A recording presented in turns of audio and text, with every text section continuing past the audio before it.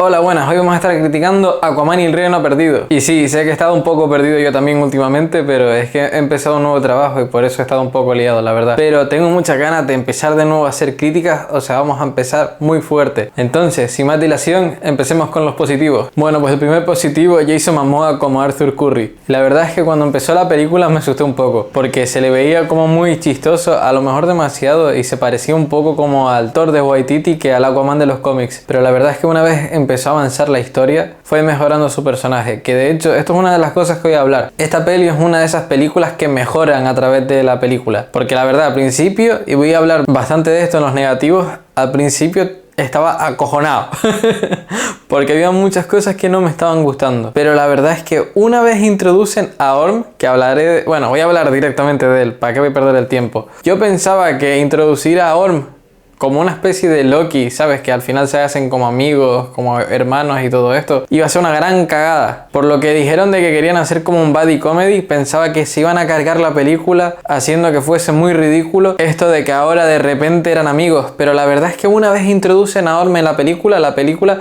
mejora un montón. Entonces eso me sorprendió bastante. Pero bueno, como estaba diciendo hace un segundo, antes de irme por las ramas, Jason Momoa lo hizo súper bien. Eso sí, hay una escena en particular en el que de repente deja de interpretar a Aquaman y se convierte en lobo. O sea, esa escena en la que está derrapando con la moto, solo le hace falta el maquillaje y ya es lobo del todo. Tengo ganas de ver si al final va a interpretar a lobo en el nuevo universo de James Gunn.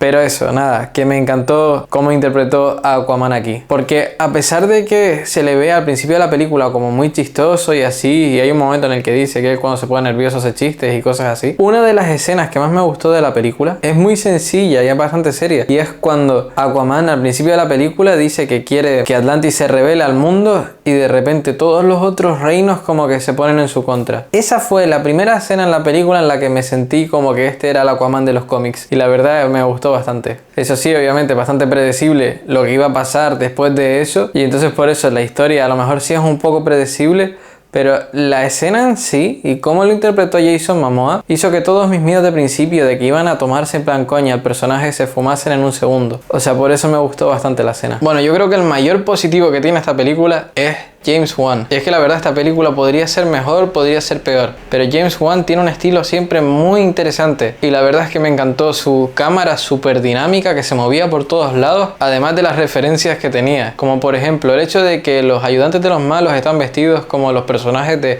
Planet of the Vampires, que si no lo saben es una película muy buena de los años, creo que es de los años 60, le influenció a Alien.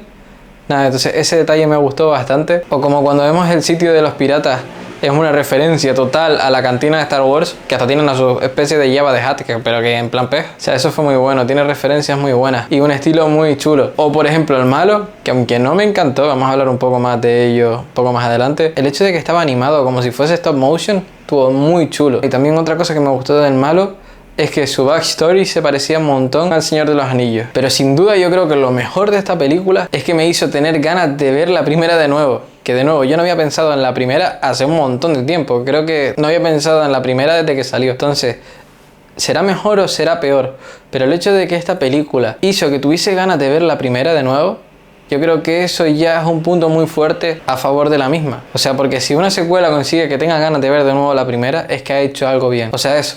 Estos han sido los positivos, ahora vamos a hablar de los negativos. Bueno, voy a empezar con otra cosa, pero lo que más me molestó de esta película con mucha diferencia es que se cargaron a Vulko, el personaje de Willem Dafoe, y ni siquiera pudimos ver su muerte. O sea, yo imagino que esto era porque Willem Dafoe no pudo salir en la película, o a lo mejor no quería salir en la película, y se tuvieron que inventar una excusa súper boba para que no saliese. Pero sí, la verdad que yo no lo sabía, o sea, no había seguido mucho el rodaje de la peli, y cuando de repente escuché que habían matado al personaje de Willem Dafoe, no me hubiera, si vamos a decirlo así. Entonces sí, eso ha sido el negativo, realmente el único que me enfadó.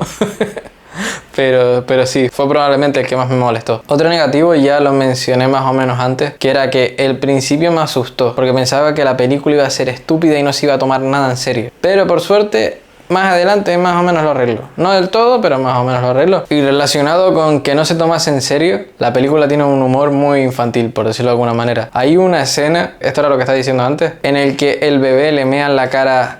Y es bastante largo la verdad la escena. Durante como, no sé cuánto duró, pero como poco yo lo sentí como 2 minutos. Entonces, tiene un humor un poco infantil. También hay una escena con una cucaracha que está mejor, pero más o menos al mismo principio, de que es humor facilón. Otra cosa curiosa, que esto será un negativo o no, dependiendo de lo que piensen del humor del MCU, es que esta película se siente mucho como una película del MCU. De hecho, hay un personaje que está interpretado por el mismo actor que hace de Jimmy Woo en el MCU, que bueno, que es un personaje del MCU totalmente. Tiene el mismo tipo de comedia que, por ejemplo, te puedes esperar de un personaje como el de Kat Dennings en Thor. Entonces, a mí personalmente me cansó un poco, pero si ese tipo de humor te gusta, pues no será un negativo para ti. Pero a mí como poco me pareció curioso, porque todas las escenas en las que él salía eran un poco en plan, como que pasaba algo. Hay una escena en la que pasa una cosa rara y él es en plan, ¡ay, pasó una cosa rara! ¡Ay, eso acaba de pasar! ¿Sabes? Es ese tipo de humor, ¿sabes?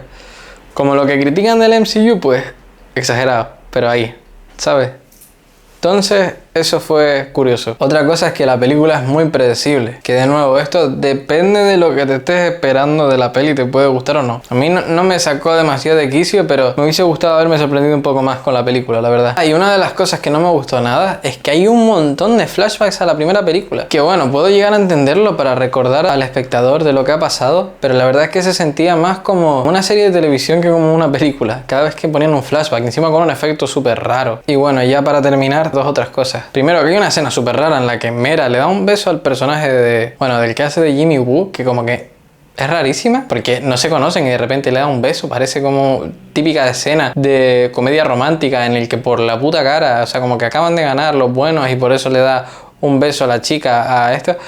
No viene a cuento, se sintió súper raro. Y aparte de eso, la música fue súper predecible. Fue como las típicas canciones de rock súper chetadas, que yo no sé dónde son, pero donde yo soy, en el sur las ponen todo el tiempo para tocárselo a los guiris. Es música que está bien, pero es que las he oído 1000 veces en las pelis. Entonces, sí, esos han sido mis negativos. Bueno, pues esa ha sido mi crítica de Aquaman 2. Si te ha gustado, dale like, suscríbete y nada, y te pongo por aquí algún otro vídeo que me da que te puede gustar también. Y bueno, perdón por no haber estado subiendo muchos vídeos estas semanas, pero como comenté antes, he empezado un nuevo trabajo y estaba un poco liado. Pero voy a intentar subir al menos un vídeo a la semana. Eso sí, si tienes alguna recomendación de alguna película que quieres que comente o incluso de alguna serie o anime o lo que sea, por favor pónganlo en los comentarios, que eso me ayuda un montón. Y nada, hasta la próxima.